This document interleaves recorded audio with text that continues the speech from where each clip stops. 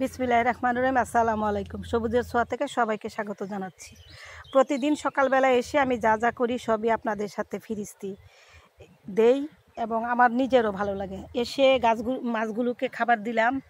এই যে মাছগুলো খাবার খাচ্ছে। এই যে তারপরে অনেক কাজ করেছি। কি কাজ করেছি সবই আপনাদের সাথে শেয়ার করব। সকালে এসে পানি দিয়েছি। তারপরে এই যে কতগুলো পর্তুলিকার গাছ অনেক হয়ে গেছে আমার, তাই এগুলিকে কিছু কিছু পটিং করলাম ছোট ছোট পটে। এই যে যা ছিল তাই এগুলিতে পটিং করলাম। এখন ছায়াযুক্ত স্থানে রাখলাম, 2-3 দিন পর রোদে নিয়ে যাব। তারপর আর কি করেছি দেখুন। এই যে পাতাবাহারগুলো, এই পাতাবাহারগুলো আমি আমার ছাদ বাগানে যতগুলো পাতাবাহার ছিল সেই পাতাবাহারগুলো একটু ছায়াযুক্ত স্থানে জড়ো করে রাখলাম, কারণ গ্রীষ্মের খরতাপে আলাদা আলাদা গাছগুলো রোদে একে প্রখর রোদ পায়, তাই এগুলোকে একসাথে ঝোপালো করে রাখলাম এই আঙ্গুর গাছের তলে। এইভাবে এই পাতাবাহারগুলো এইভাবে গোলাকৃতি করে সাজিয়ে রাখলাম।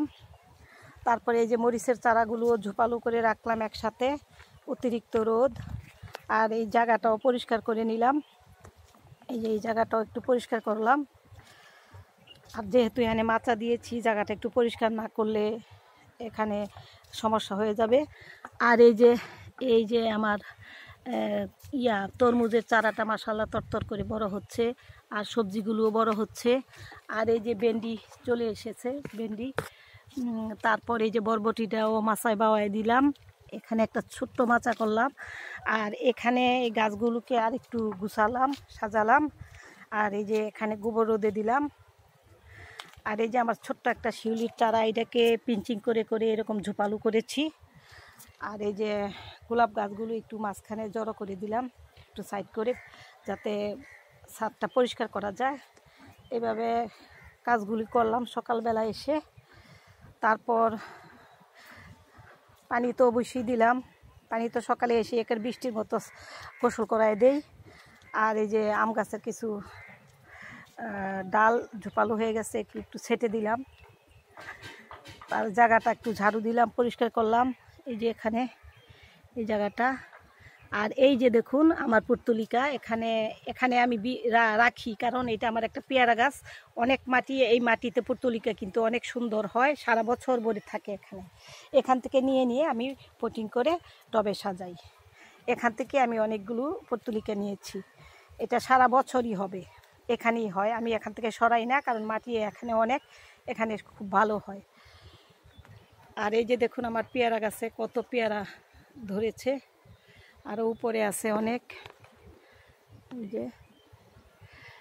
আর এই যে চন্দ্রমল্লিকাগুলো ছায়াযুক্ত স্থানে এসে এনে একটু কাটাই ছাটাই করে বাছাই বোছাই করে ঘাস আবর্জনা পরিষ্কার করে এই জায়গাটা একটু পরিষ্কার করলাম। আর এই যে জলপাই গাছে কত ফুল এসেছে। ধুন্দুল দুইটা ধরে আর ধরতেছে না, বুঝতেছি না কি কারণে।